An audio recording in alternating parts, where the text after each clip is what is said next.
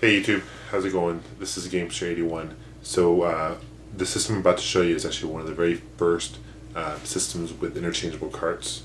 So it's very revolutionary. So let's go check it out. Here it is.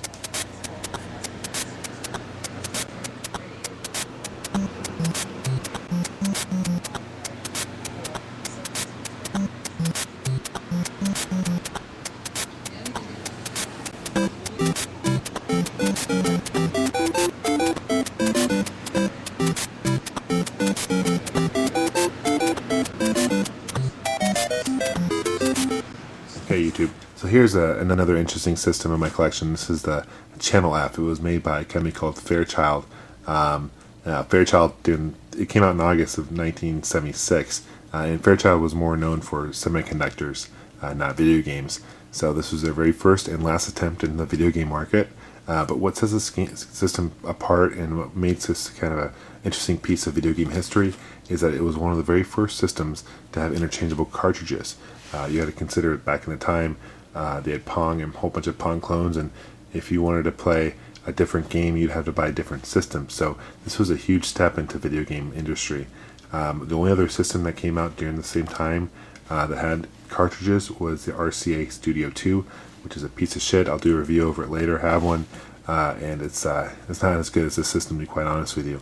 But let's open it up. Now, another interesting thing about this system is the guy who helped create the system, was one of the two guys who helped build the system, left Fairchild and started Intel. So that's kind of an interesting fact. So let's open this thing up. And it's still in great shape, considering it's 33 years old. I mean, it still runs really well. My Xbox 360 is 3 years old, and it's got the red ring of death. So that's kind of bullshit, but that's another story, another video. Anyway, so here it is, and this design actually helped kind of a lot of companies took this design and used it to their own systems. You know, I did the review of the Bally earlier on, and it looks very similar to this. This was a huge step into video game history. You've got your buttons, you got your reset button, and these different number buttons, so you can do options. You can also use this as a start button.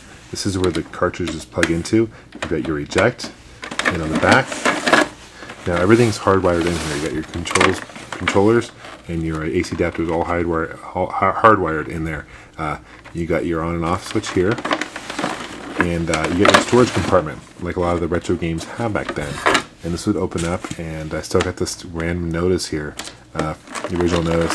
I've even got the original documents that came with the system. You know, what's this? Is you know, these are the games, but these controllers are actually very cool and very innovative. To push to fire or to action button, you push down, so it'd be like your red button on your Atari controller. It also uses a 360 joystick, so you can kind of control it using that. And also this top button spins, so you can kind of control using that. So it's you can all control it with one hand, which is very, very cool. And one of my favorite retro controllers for sure. Now the system initially came out was the video entertainment system, is what it was advertised. Now Atari felt threatened by the system, and so they rushed their video computer system, which was later known as the Atari 2600, to the market. So they had Time Warner, who owned Atari at the time, back them financially to make it in time to compete with this. So it came out about a year later. Now, due to the names being so similar to VES and VCS, Fairchild decided to take away their name, the VES. Now, later on in 1979, Fairchild sold the rights to the system to another company, and the Fairchild 2 came out, which is a scaled-down version of this system. The wires were disconnected. You could actually disconnect the wires, and the music came from the TV. Now, that's another thing I didn't really mention before. The music on this version, all the sound, not even music, it's really sound, comes from the system itself, not the TV. So when you see the video game review of this, you won't be able to hear anything because it's coming from the system. But the Model 2 came from the TV. This can display up to 8 colors on one screen, which may not sound like much, but you got to consider it's 1976. There were only about 26 games released for the system. 6 more when the Channel 2 came out. These are what the games look like. Almost looks like something out of the Partridge Family. I mean, very, very retro looking, right? Almost like a 8-track or something. And you got they basically slide in here. There are 2 built-in games for this. There's the hockey and there's the tennis built into the system already. But each game includes a couple games. This is Desert Fox and Shooting Gallery. So that's interesting. This system sold for $169 back in 1976, and the cartridges sold for about $19.99. It's about $20 in the U.S. back then. So with inflation, that's about 40 something odd dollars, and it plugs in nice like that. So let's check out some gameplay. Thanks for watching. All right, so the first game we're going to check out is the hockey game. It could be tennis. I think it's hockey, but now this is the built-in game for it, and you can angle it. Now, obviously, there's only one player playing, and this is one of the unlike a lot of the issues with the Pong games back in the day. You could only have to play 2-player, which was lame. But it's pretty cool color. I mean, the graphics back in the day, this was way ahead of its time. This is one of the built-in games. Now, like I mentioned earlier, the sound's actually coming from the system, so you're not able to hear the sound, unfortunately, because I couldn't capture on the TV. But that's a bummer. But it sounds like a Pong game. Nothing really too new. Okay, so you guys can get the idea of this. Let's go check out another game. I'm going to plug in the cart now. Let's see, let's try. This is Shooting Gallery. This is a 1-player game, and the object of this game is to hit I think they're supposed to be birds or something. You're supposed to time it right and hit them. It's actually a pretty challenging game. It takes a little getting used to.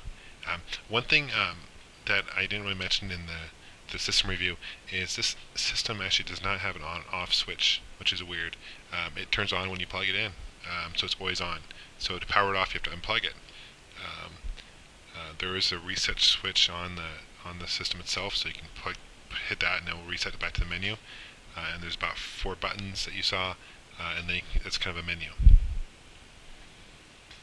But I think the Channel F2 had an on-off switch because it came much later. Oh, there you go.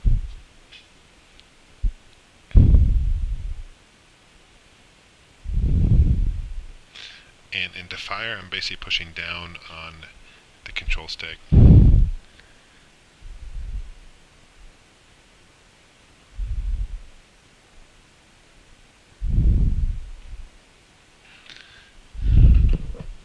The speed of the ball is different every time too. I mean, as far as when you hit the speed changes in the ball, which is frustrating. There you go.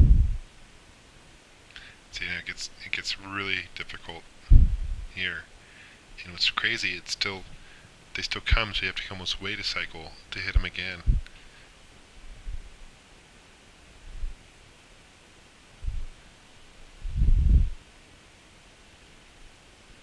See, I'm getting closer.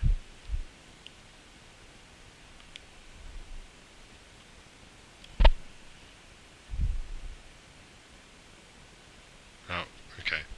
Well, anyway, you guys get the idea. So let's check out the other game in here. This game is called Desert Fox, and you're 2 tanks, and you're supposed to hit each other. Now obviously I'm only playing one. I'm going to let's pick up the other controller here in a minute and check it out too. But controls kind of get a little taken used to. Now when you get hit, you don't disappear and reappear. You just stay hit. I'm playing with 2 hands here.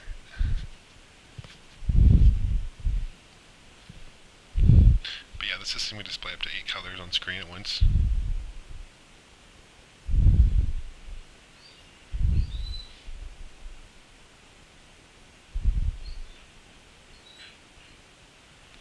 So, anyway, you guys can kind of get the idea.